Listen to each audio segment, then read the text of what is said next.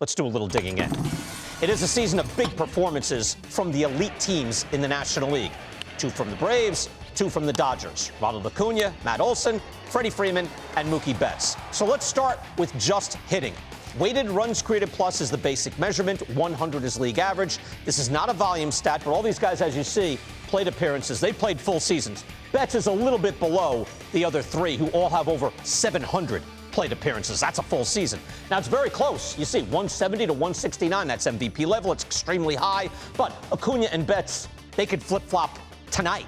Freeman is a bit back. Matt Olson is back as well. This is too close to call so far between Acuña and Betts. This is what you do, by the way, on the whole, not about when you do your hitting. Men on base, how do you affect your team's chances of winning? So let's look at those numbers. This coming up is run expectancy, how you change your team's chances of scoring with your hitting. This is a volume stat. It adds up. It pays off to play a lot.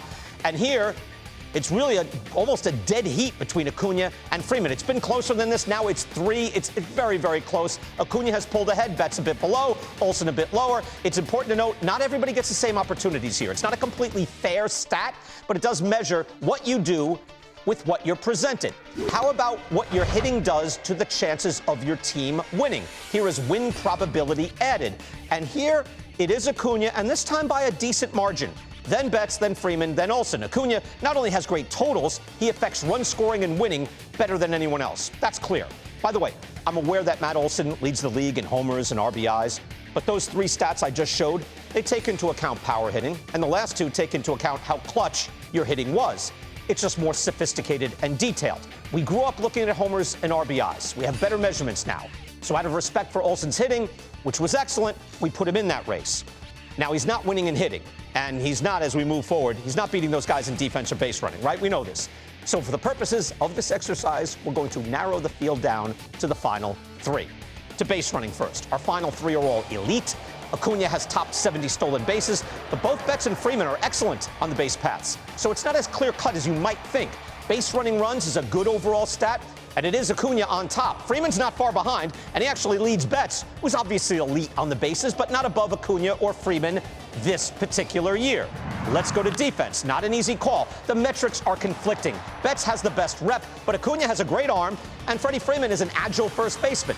So we have more tools for measuring defense, but I'm sorry, it actually creates more questions than answers. Between defensive runs saved and outs above average, the StatCast metrics, we have conflicting results. Al, I don't like it either. DRS says Acuña is holding it down. Betts is great. Freeman is below average. Outs above average says Acuña is below average. Betts is okay. And Freeman is slightly above league average. What do you believe? I don't know. I'm willing to call it a wash. But it doesn't mean it's even. Something that has to factor in. Both Acuña and Betts play right field, but Betts also plays second base and shortstop. 68 games at second, 16 games at short. He's a plus fielder at second, and he holds it down at shortstop.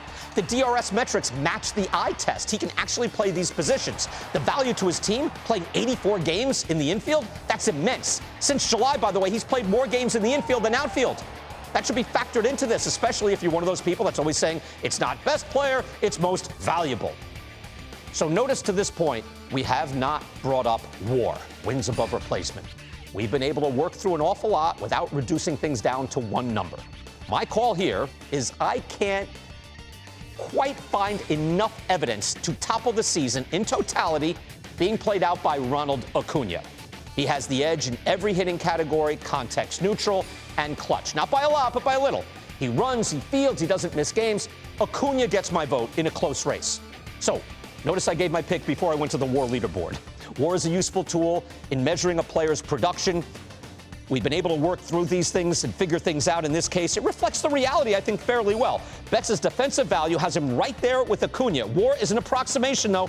I'm not changing on the basis of 1/10 of a win above replacement. But it is close, and Betts, who actually lost 2/10 last night, is actually at 8.3, Acuña 8.2, Freddie's at 6.6. WAR's an approximation. I still say Acuña, but I'm saying it's close.